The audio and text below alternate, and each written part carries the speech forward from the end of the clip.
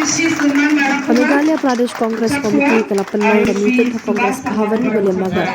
Agani ka meeting candidate bayang Marway na ka William Nagar bat songsag layadan bentalang bat Jingkyrshan ka Congress candidate Deborah si Marak. Kagum ki kubuar balanum ka candidate bayang Marway na William Nagar kalaki jimu Shillong and Marak na songsag kila Jingkyrshan ka Congress party. Baru arwad kila kular na kinjantray na kabantang Congress kila saji na ka election kabanwan.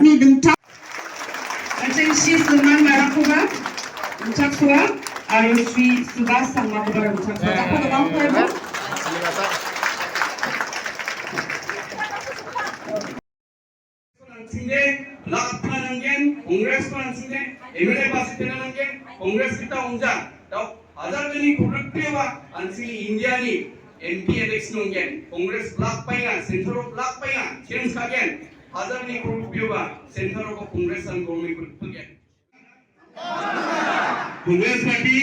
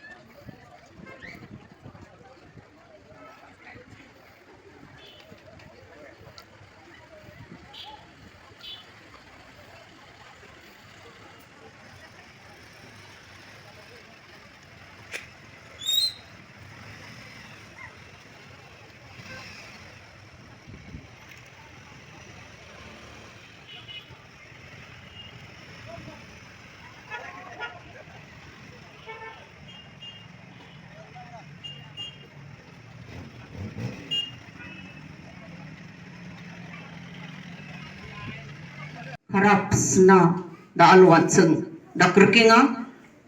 karapsen ko antseng ya somayo jegalna nanggen da alwanga saksa magapangi sni again so anga da kerknaskinga arwanga jatni dengtang ya somayo asungeng pa agana nanggen ne plak congress ni leaderang jerangan dengtang constituency rango chakatinga chang again so chakachina anga ya somayo anga kasibang sakati kon yano na